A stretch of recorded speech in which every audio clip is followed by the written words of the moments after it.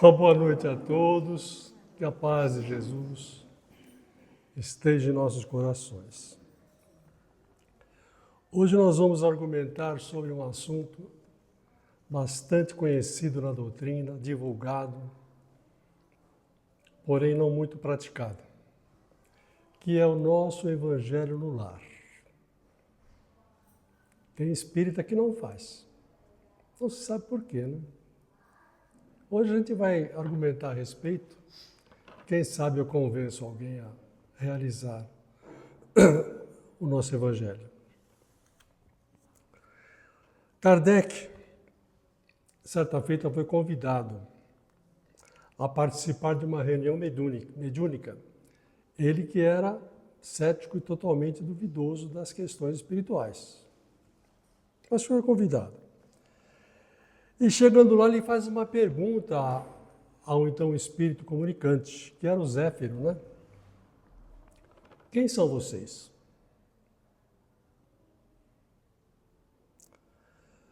E os espíritos respondem, nós somos os espíritos dos homens e das mulheres que por ocasião da morte chegam até aqui. Ah, é? Quer dizer que os mortos continuam vivos? E eu poderia conversar com um amigo meu, que possivelmente está desse lado, porque desencarnou há algum tempo.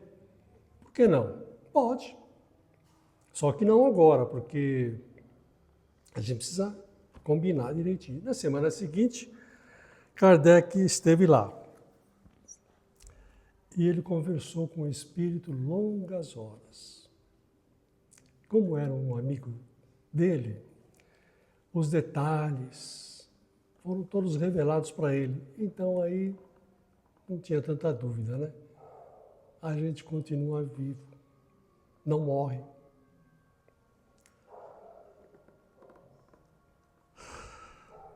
Os espíritos existem? Sim, existem. Mas não são aquelas nuvenzinhas que passam voando para cima e para baixo dentro daquele lençol com 2 furinhos, né? Como nos filmes costumeiramente se apresenta. Não é, Wellington? Não são. E onde é que eles estão? Olha, eles estão por toda parte. Estão por toda parte.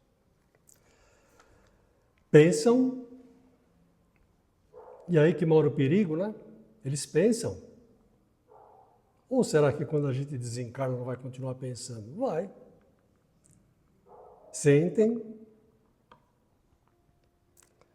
Sentem saudades como nós, amam e odeiam. Tem espírito dando risada de mim aí. Está dando risada, porque eu estou falando o óbvio.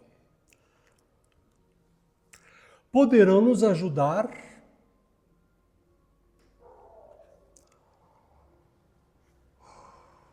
ou nos perturbar, dependendo da nossa sintonia.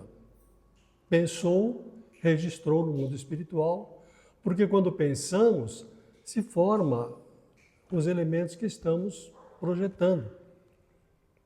Qualquer espírito que está no nosso nível e acima vê exatamente o que nós estamos pensando. Não dá para esconder. Tanto é que muitos brincam assim, quando a gente desencarna, a gente se sente nu do outro lado, porque não dá para esconder. Você pensou, registrou. Para nós é um bom exercício, né? De vez em quando, entrar nessa faixa de saber que tudo que pensamos, alguém está vendo. Daí a necessidade de fazermos o Evangelho em casa. Pois se estão por toda parte, poderão até estar em nossa casa também. E aí que a gente vai, então, argumentar alguma coisa. Os espíritos circulam. Se está chovendo,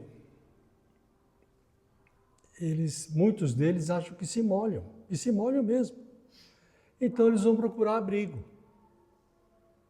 Se a nossa casa está com o portãozinho aberto, e o portãozinho aberto é as nossas energias, eles entram, se escondendo da chuva. E de repente a conversa de alguma pessoa lá dentro é interessante para eles, eles permanecem para dialogar. E a chuva passa.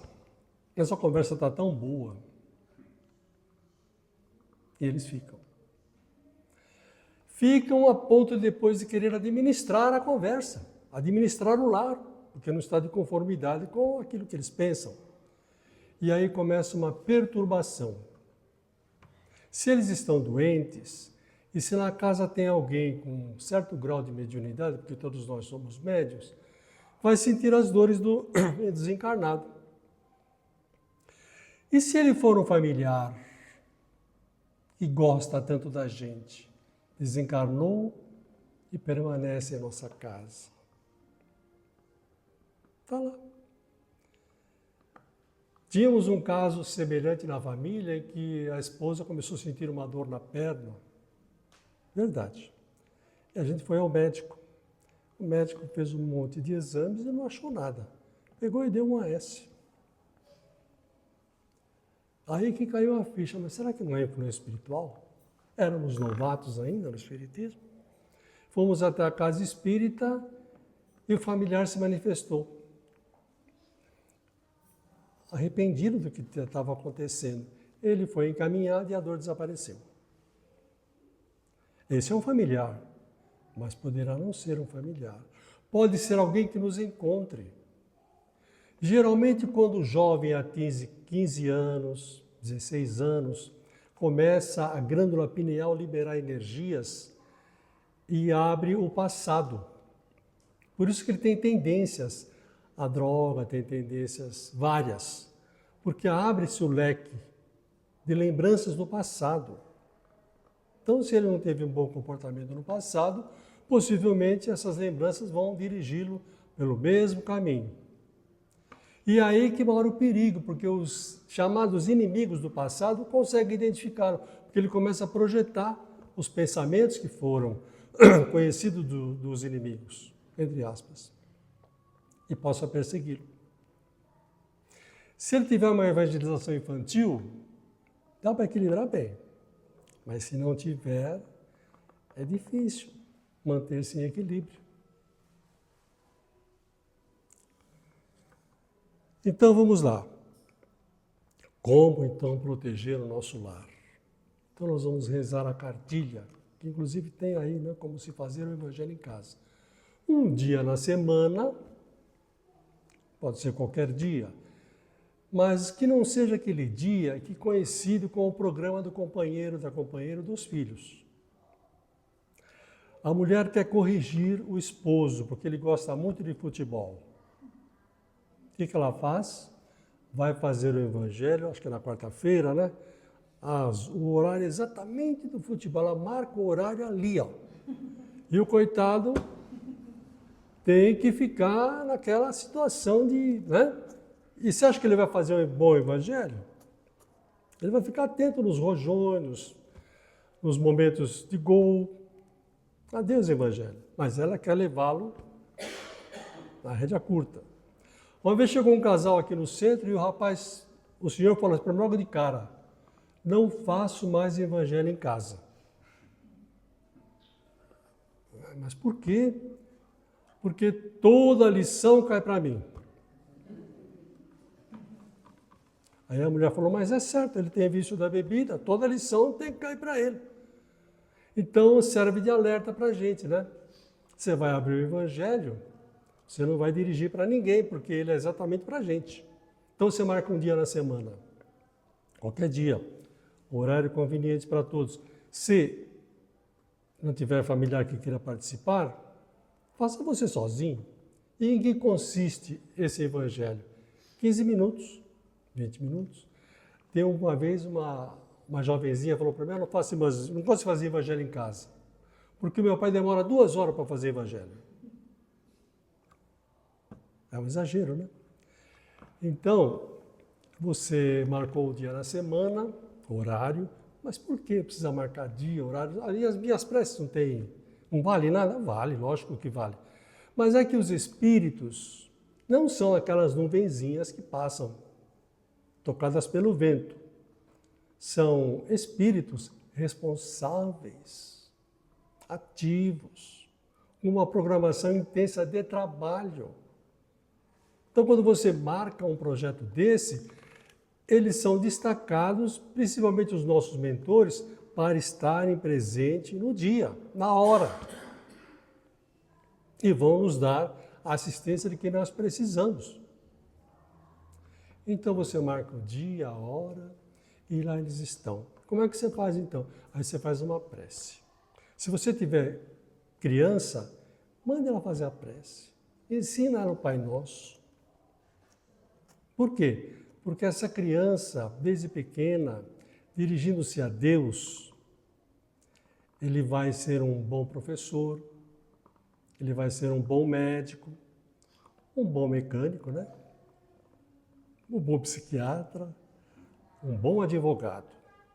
Não são aqueles profissionais que querem ganhar dinheiro com a profissão. Um bom sacerdote, né? Porque eles estão aprendendo as coisas de Deus, o amor ao próximo. Então, se tiver uma criança, dê o Evangelho para ele ler, ou melhor, a prece para ele fazer. Porque às vezes o Evangelho, para ele, é um pouco difícil.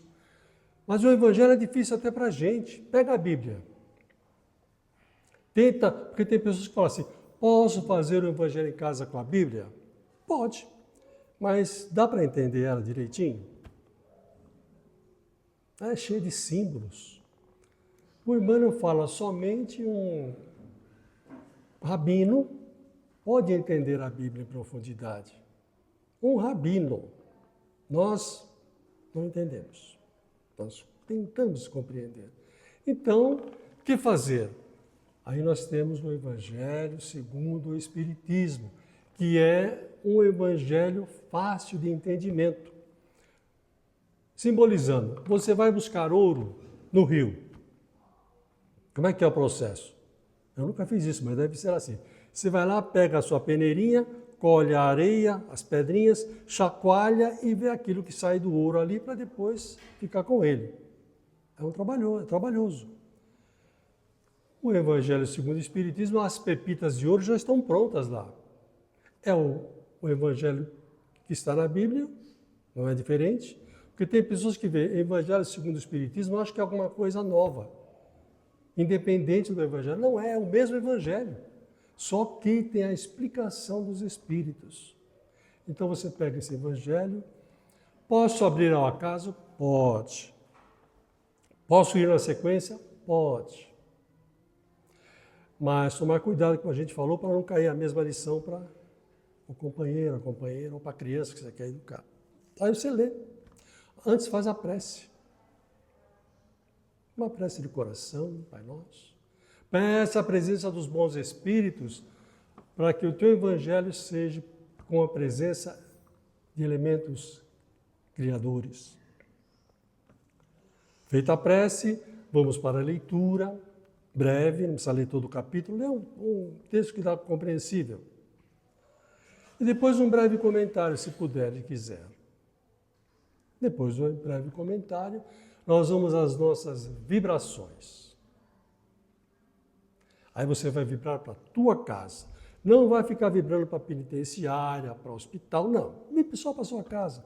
Deixe isso aí para fazer aqui no centro ou em outro momento. Aquele momento de prece na sua casa, vibre pela sua casa. Envolva as paredes, o teto, o piso com energias. Depois nós vamos discutir um pouquinho mais sobre isso. Peça aos bons espíritos que lavem a nossa casa de energias renovadoras. Se tiver o doente, vibre por ele. E o que é vibrar? Vibrar é desejar o bem, é pensar no bem, é querer o bem. Feito isso, você encerra com um Pai Nosso, com uma prece, uma Ave Maria. Ave Mãe, sois cheias de graça, o Senhor é convosco. E você encerra. Uma vez por semana.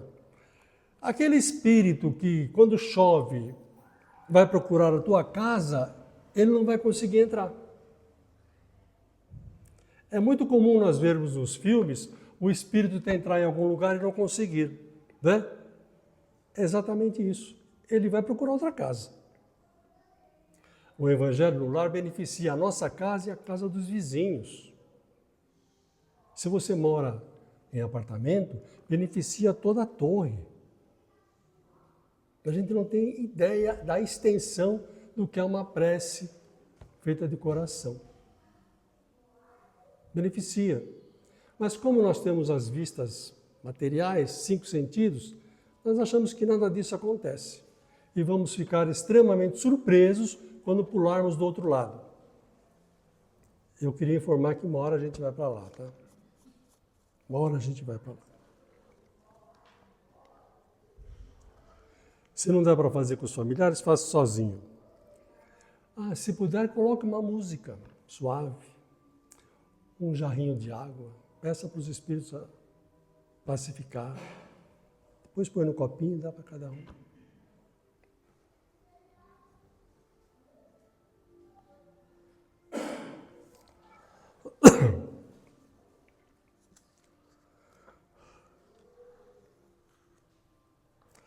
Olha, por que é que temos dificuldade de fazer o Evangelho em casa?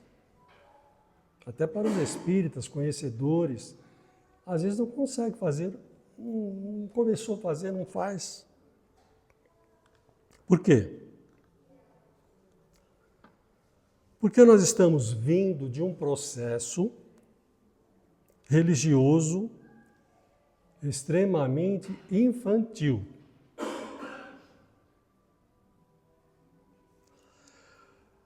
O que fazíamos e ainda fazemos? Muitos fazem. Nós vamos domingo na igreja, sem condenar a igreja, pelo amor de Deus. Tudo está no seu devido lugar. Nós estamos falando agora de um passo a mais. Deixar nas mãos do sacerdote os nossos pecados. Você vai no confessionário e fala, olha, aconteceu isso, aconteceu aquilo. E o que o sacerdote faz? Nos dá uma advertência e diz assim, olha, você vai fazer 10 Ave Maria, 50 Pai Nosso, porque o seu caso é pesado. Para ver, e os seus pecados serão perdoados. Que beleza! Saio de lá, como está na minha consciência fazer as preces, eu faço. Acho que não vale a pena fazer, eu não faço. Na semana seguinte, quem é que está lá na igreja? Nós outra vez. Vamos confessar nossos pecados. Isso está se repetindo há séculos. Daí a nossa acomodação. De repente, alguém fala assim para nós, olha, o seu caso está difícil, você já procurou diversos médicos, você não consegue melhora. Será que não é espiritual? Mas o sacerdote falou para a gente não pisar no centro espírita. Eu sei, mas você está sofrendo muito, não custa tentar. Olha lá onde eu vou, é um lugar bom. E não custa você tentar. Aí a pessoa resolve vir. Mas vem sentindo, como diz Bezerra de Menezes, uma culpa que você não tem tamanho, pedindo perdão a Deus por estar frequentando a casa do diabo. E tem um detalhe, vem, tem mais espírito lá fora do que aqui dentro.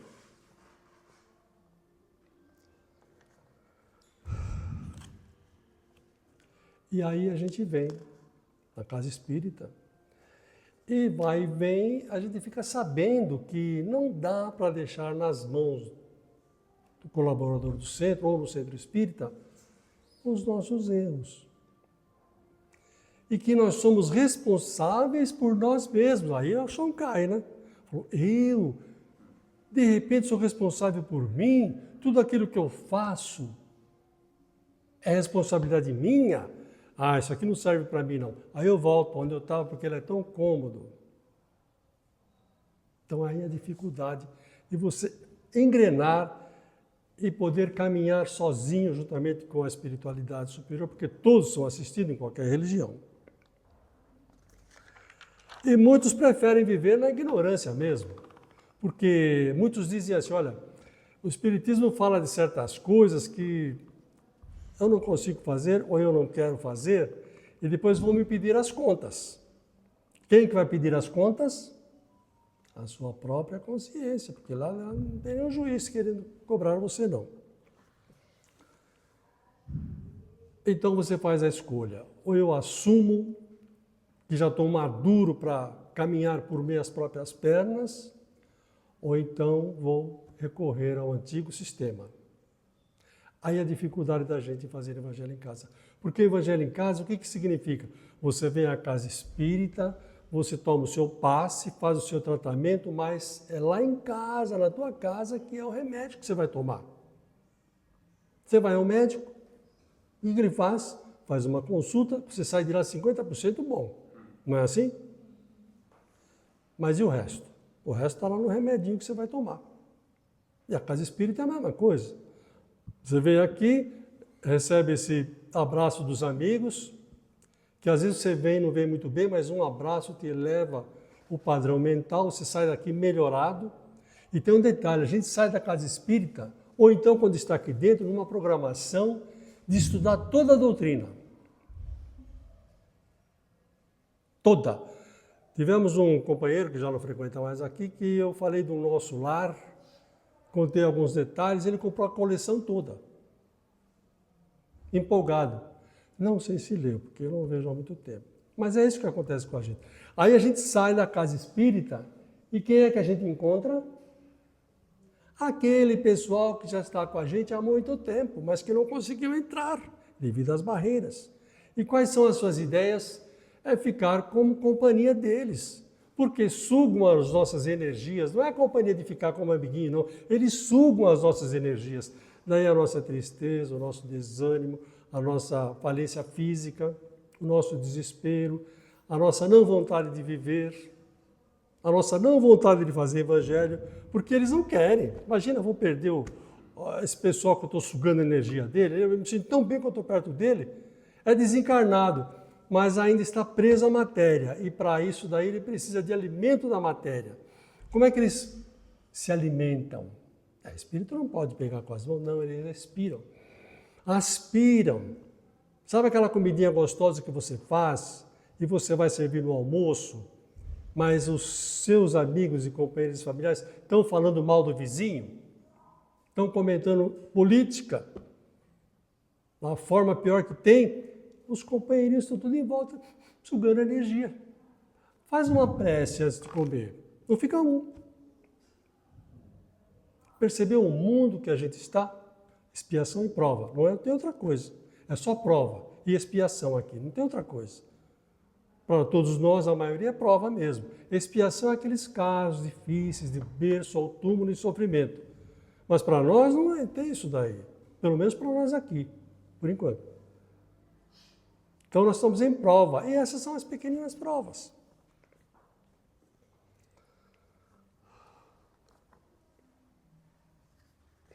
O Espiritismo veio nos retirar dessa dormência espiritual para dizer que somos senhores do nosso destino. Tudo que falamos, sentimos, pensamos, é a nossa atmosfera e o nosso cartão de visita. Às vezes você dá um sorriso, né? Mas lá por dentro, como é que está? É o que o outro percebe. Não é? Aí você fala, mas o fulano deu um sorriso amarelo, né? Acho que ele não gostou muito de mim. Ele não gostou mesmo, porque você sentiu. Então, o que nós emanamos é o que nós estamos por dentro. Por isso, quando nós nos aproximamos de uma casa espírita, humilde, pequenina, mal iluminada, mas é uma casa espírita. Segundo Bezerra, segure na cadeira, mas eu vou ter que falar, é ele que falou. Estamos diante da escola mais avançada do universo.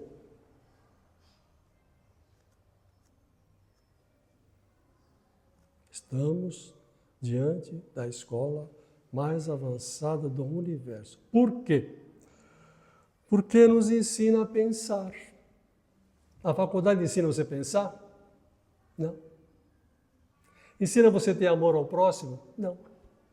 Ensina você a respeitar o próximo? Não. Se o coleguinha está doente, é que ele morra. As escolas irão ensinar isso quando despertarem para a espiritualidade. Mas, infelizmente, ainda estamos caminhando a passos de tartaruga.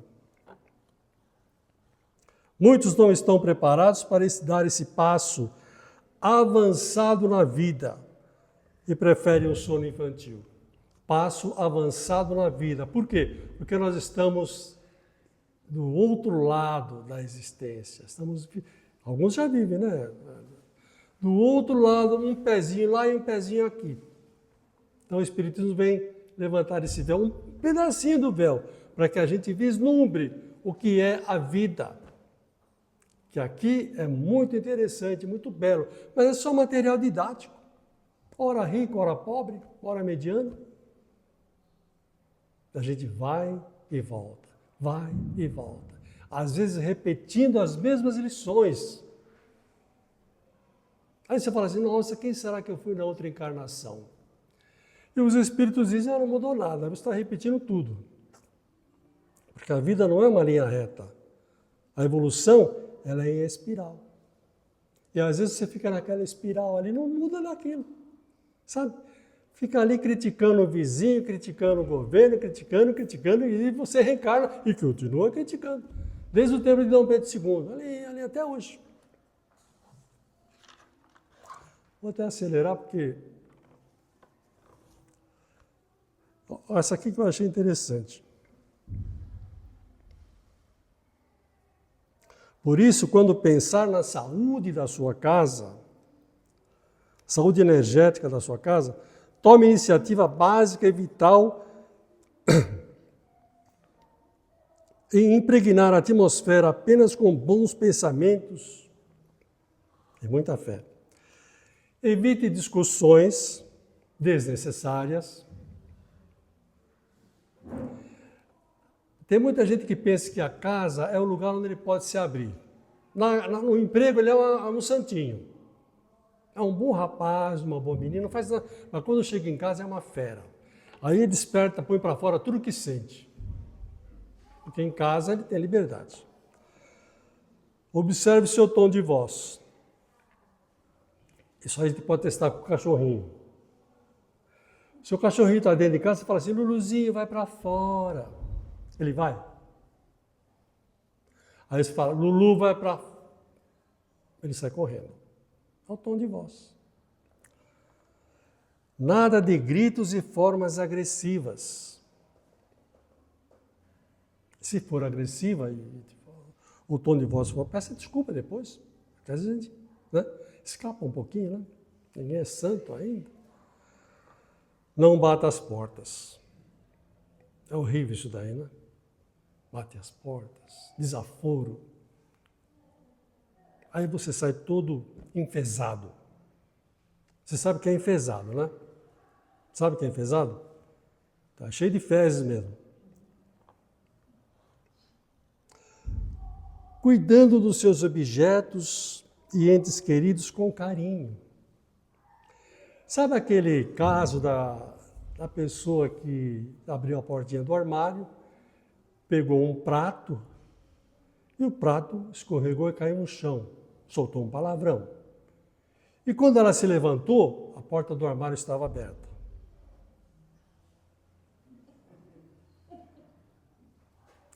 Soltou outro palavrão. Não pense mal dos outros. Pense só o bem. Mas a gente não consegue, né? Tá louco com uma fofoquinha. Pragas nem pensar.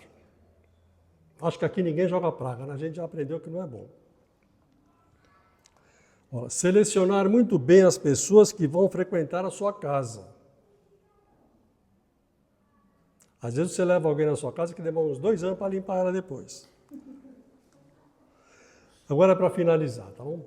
Se você nutre mágoa profunda ou mesmo um ódio forte por alguém, procure ajuda para se limpar dessas energias densas do seu coração.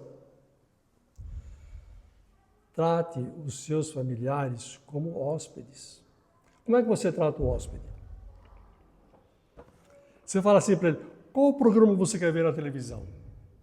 Ele fala, não, eu quero ver determinado programa. Aí você coloca no programa dele e diz, você, que programa chato, eu não gosto de ver esse programa. Mas ele você dá, assim, você quer um copo d'água? Se o familiar pede um copo d'água, você fala, vai buscar.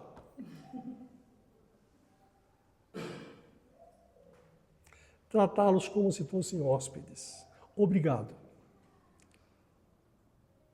Usar a palavra obrigado para o companheiro, para a companheira, para os filhos, para as filhas. Ser gentil. Esse é o nosso trabalho. Para quando aportarmos a espiritualidade, não ficarmos com culpa, remorso, querendo voltar para arrumar. Olha, é horrível, sabe? Você querer voltar para arrumar aquilo que você... Hoje em dia, você lembra de certos fatos, meu Deus, como é que eu fui fazer aquilo, meu Deus do céu? Me sinto até envergonhado. Tá certo que tem hora que escapa, né? Foi, mas aí tem uma desculpa, né? Mas é aqueles casinhos que a gente faz de propósito, né? Então, o Evangelho no lar é precioso elemento de ligação com a esfera superior. E devagarinho, depois de uns 10 anos, você vai ver que fica maravilhosamente a nossa casa. Por isso que precisa lutar todos os dias. Vamos às nossas vibrações? Bem sintonizados aos espíritos amigos, nós vamos vibrar pela paz do mundo, pela expansão do Evangelho em todos os lares, principalmente pelo nosso, envolvendo amorosamente parede, teto e piso, neutralizando as forças negativas, contrárias, vibrando amorosamente pelos familiares que lá nós deixamos, se estiverem doentes, que possam receber o apoio, a ajuda da espiritualidade. Vibremos pelo nosso ambiente de trabalho, doméstico, profissional. Viveremos por aquele caso que gostaríamos de ajudar. E deixaremos uma vibração num buquê de flores transparentes, coloridas, perfumadas, entregues à espiritualidade, para que possa ser levado onde houver a maior necessidade. Agradecemos aos bons espíritos pela cobertura e amparo, a Jesus pela oportunidade de estarmos juntos e a Deus nosso Pai nós pedimos licença para encerrarmos o Evangelho da noite. Graças a Deus.